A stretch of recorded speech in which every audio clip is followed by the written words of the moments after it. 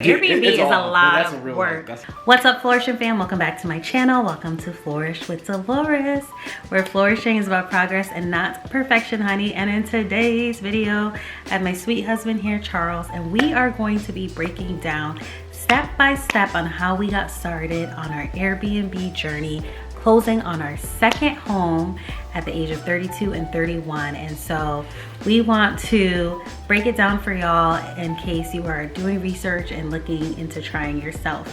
And then after you finish watching this, check out part 2 where we will be answering your questions.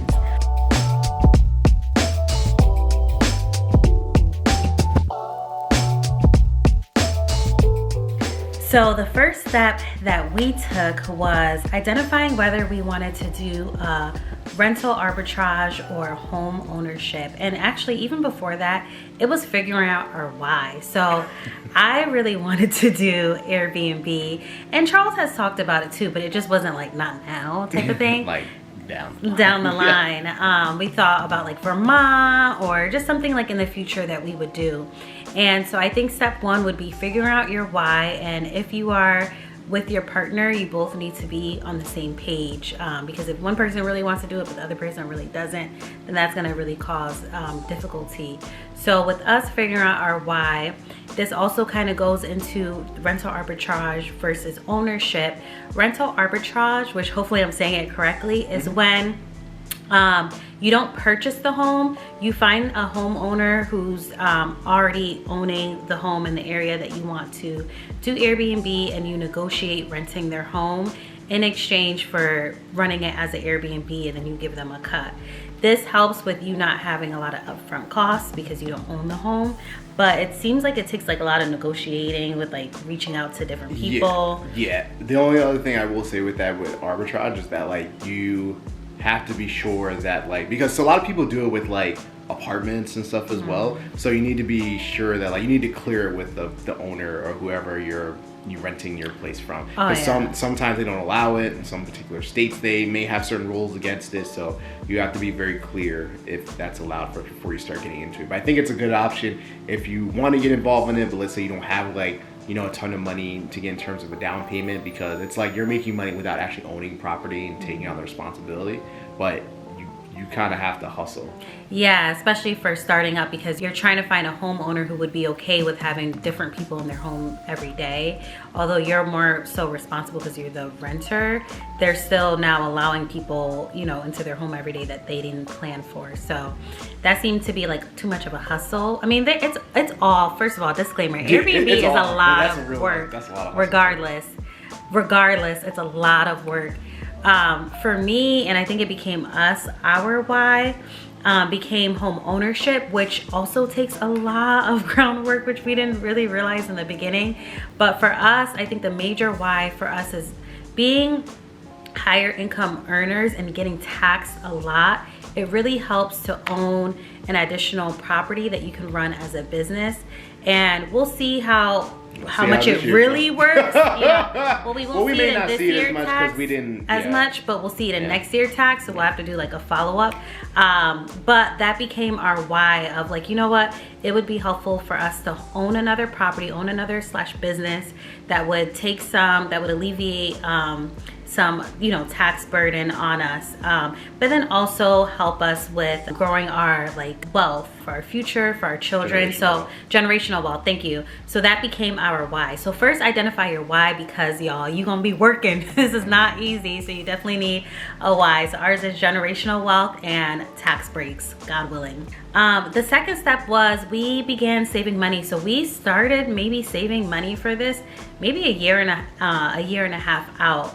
So first, I started putting money aside in an account, but then we got really busy with our wedding, and obviously there's a lot of expenses that go into a wedding. So we paused a bit, but I still made sure that we were putting a little bit, even though, let's say, for example, just using flat numbers, let's say we decided to do $100 a month. But then, which you need more than that. But then once the wedding kind of got heavy, I made it to $25 a month, but I still wanted it to be a goal in the back of our head. So although we couldn't save the $100 a month, we were still doing $25. After our wedding, we were able to rev it up. And what we did was, you can move you know, once you have your budget can always move around. So we looked at our budget and saw, where can we move money around to aggressively save for this so that we can reach our goal of closing on a home by December 2022. So that's like, if you want to move, like, let's say you have an investment account and you're putting $100 a month into an investment account, you can then just do $25 a month into the investment account and then save $75 a month into your plan of purchasing a home. So we basically moved money around, and even though we were saving less in our investment account, we still felt comfortable because this was building an investment as well. So we were basically diversifying our investment. Yeah, so, you know, Realtor was a little trickier this time because, you know, well, depending on where you buy it, but, you know, ours, we ultimately decided in Florida. So obviously we don't live in Florida. So I feel like, you know, you have to find someone who, like, you know, you really get along with and trust. So we, you know, started with, you know, our financial advisor and, you know, also our mortgage lender. Mortgage lender. Yes, Thank you. yes. Thank you. Oh yeah, so you got to do the whole pre-approval and all that stuff. Right. Yeah. So we found our realtors that way, and it was a great connection because at least it's from, you know, people that, you know, you were referred to, and someone that you trust. So, and, you know, we've been blessed that, you know, our realtors have been great. And, you know, I think my concern when this first started was, well, you know, how do you, like, go about it? Like, I don't want to be flying to Florida, like, every time that there's a house, you know, open. So, you know, we went early on in, like, I think September, where we got a chance to meet our realtors, and they just, like, took us around. I think it was even August. No, it was September. Yeah. It was September. Okay. Yeah, I think it was September. And so they just took us around. We didn't see the house that we eventually got, but, like, we just kind of saw a bunch of different houses in a bunch of different areas just so we can get an idea of, like, what we liked, what we didn't like, because in a lot of the areas that the houses are kind of all, like, you know, especially the ones that are in the resort areas, they're pretty much kind of the same. So you at least have an idea of, like, the style. Right. So, you know, we got a good sense of, like, okay, this is what we liked, and then when we went back, we're like, okay, like, you know, if something opens that's similar to this style, you know, that might be something we're interested in. So it was a lot of virtual stuff. You know, we had virtual meetings. They would film the house, like, on, you know, on their phones, and then send it to us, and then we can look at it that way and then ask questions. So yeah. And the good thing was we physically saw, so once, you know, they would film it, like Charles said, they were very similar. But before even September, we initially connected with our realtor in, like, January 2022. Just to tell them, like, you know, we're interested. And even before that, before we even landed on Orlando, because we really could have done this anywhere, and it would have been probably a little bit more comfortable to do it in our area. But we chose Orlando, one, because we had visited Disney a year prior and loved it. Charles loves the area. But then also it kind of worked out where, you know, people we know were also investing in Orlando. But I think even before all of that, with connecting with a realtor, you have to identify where you want to have this investment property, and do the research on how Airbnbs are performing in the area. So we would ask our realtor, you know, to give us, like, a chart. You know, they gave us a whole spreadsheet of how Airbnbs in that area were performing. What are the high months? What are the low months? What are the estimated costs that you would be putting in per month and then you would be getting out per month, just to, before we made the investment, just to make sure it was something we wanted to do. So in January, when we did the initial connection, our realtor connected us to his MLS, which is where you get, like, notifications for houses or that are on sale. So we would get notifications for that, but then again, we got busy with the wedding, so we kind of paused it. But I was still getting emails. I sent them to Charles. Oh, what do you think about this house? But we kind of told them, like, you know, let's wait until after the wedding. So once our wedding was in June, then in September we got some time to breathe. We were like, okay, let's go visit. We kind of have been getting these emails, looking at the types of houses we like that are in our price range. Let's go see them.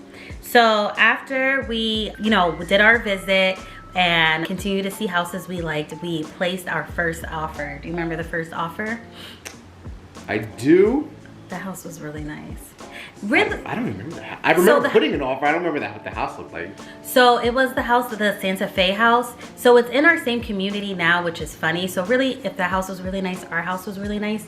One thing about Orlando communities, especially if you're looking in townhome communities, they're mostly all structured the same, like 4 bedrooms, 3 baths, townhomes. Some have pools, some don't. So the house that we put our first offer in looks just like our house, but the only difference is it's how owners decide to decorate it. So because you're basically inheriting their decor and their furniture, because some of them don't take it. Yeah, and because in Orlando, leaving your furniture doesn't increase or decrease the property value. So many homeowners just leave it because it's like, you know, I'm done with this property, I'm ready to do my next investment. So the Santa Fe house that we called, which was our first offer, was just beautiful the way the person decorated. Like, I don't think I would have needed to put any more money in decorating it, but that offer wasn't accepted. So we went on to our next offer, which was, so we tried a different strategy because we were seeing how high interest rates were. We were really trying to drive our mortgage lower. So we went for a cheaper house that had no furniture. It was pretty much like we would be starting from scratch. I don't know what the former owners did to the furniture, but it had no furniture. And we're like, you know what, that's fine, because this is like $25,000 less, and we can put that money into decorating it the way we want and starting from a clean slate. And at least our mortgage and our interest rate will be lower because everything else is lower. Y'all. I think someone took a sledgehammer and just like swung at everything in sight. We put the offer in, and we were almost through the process, and we got to the inspection part, and thankfully our inspectors were very thorough and our realtors were very thorough when they went in to do the recording of the house, because like Charles said, like, what the heck were they doing? Like, everything was so damaged. Like, no toilet paper, like the toilet paper thingies were off. Like, I'd be surprised with the standards that Airbnb, I mean, maybe they weren't selling it on, I don't know. But I'm like, they just kind of let it go. Yeah, I'm like, there's no way they were having guests in that house, because I'm like, guests are very, very picky, and there's no way they would not get complaints. And I think we heard through the grapevine that the former owners weren't even in the country, so I think they just let the house go. Yeah, that's but maybe they had long-term renters in there who just didn't take care of the house. But like, it's not even taking care of that. Like, they just disgusting. Like smashed it. Like, it was. The fridge was nasty. Yeah. Like, I can understand if you just like don't clean it, fine, because you can fix that. But right, like, and that's what we thought in the beginning. Because first we did notice that it was dirty, but we're like, we can clean that. Like, we can, we can give it a facelift. But like the handle for the microwave was like ripped off. Like, where do you even begin to even get that? Like, you have to get a brand new like microwave and install it. Yeah, like, and then it just started to make us think, like, if aesthetically it's not where it needs to be, like if everything aesthetically isn't not where it needs to be, what about the foundation? Like, did you guys take care of the air filters? Like, are there is there water damage that they never took care of? And we started, like, the more we dug, we started seeing that a lot of that stuff was happening, like the air filters or the water damage. So because there was so much damage, we pulled out. So we were already under contract, but you're able to pull out when you're under contract during inspection. I think you have 3 days to review the inspection, and then you can pull out. Right. So we pulled out. As much as y'all wanted this Airbnb or a Airbnb to start a business, I was like, we're not gonna do it, no. So we pulled out. So then we made a final offer, which is the house that we have, and it had its things, but not that much. No, not that much. And the owners were international, but they worked with us a lot. So things like the what was it, the pool filter or something? No, it was the there was a missing light bulb in the pool. Like, they just replaced the light bulb. No, but there was something else that was major that was kind of expensive, and they agreed to fix it. Yeah, the heating unit, they had somebody come in because it was still under warranty, so they came in and cleaned that. Yeah, some handle or whatever. I think they fixed that. Yeah, there was a couple things that, like, after inspections that was found, they were willing to fix, so that was really nice. Yeah. So the next step that we did, and some of this stuff was happening simultaneously. So once we were under contract with the offer that we accepted, and check out our what happens after your offer is accepted video. Basically, these are the steps. I'll put it on the screen, but check out that video because we go really in depth. There are some things that are a little bit different in the state of Orlando versus New Jersey. The state of Florida, sorry, instead of New Jersey. So for example, attorney review.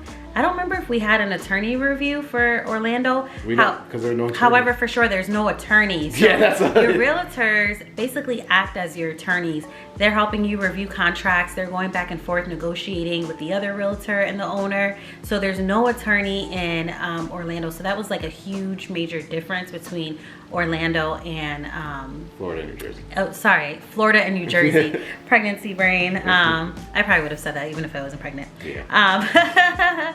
So we opened our company. So remember, one of our whys was to be able to have tax benefits. So with that being said, we opened our LLC. So we went through that process of opening an LLC, and depending on your state, you'll fill out the forms that you need to do for your state and make the payments. You know, pick a name for your organization. So we did that step. Yeah, so the rest of the stuff, like the walkthrough, so we weren't in Orlando for the walkthrough when it comes to what happens after your offer is accepted, these steps, but our realtors did the walkthrough and recorded it for us. So basically after inspections, everything that we agreed on or negotiated needed to be fixed. They did a final walkthrough to make sure all that stuff was done. So although we weren't physically there, we watched the videos. And then closing day was a little different for us too, with not living in Florida. What, you want to go over it? What a headache. Oh my God. It wasn't too bad. Well, yes, because you was at work. That's why. Yeah, because you had to run around and get your checks. Yes, I had to go because, like, you know, they didn't.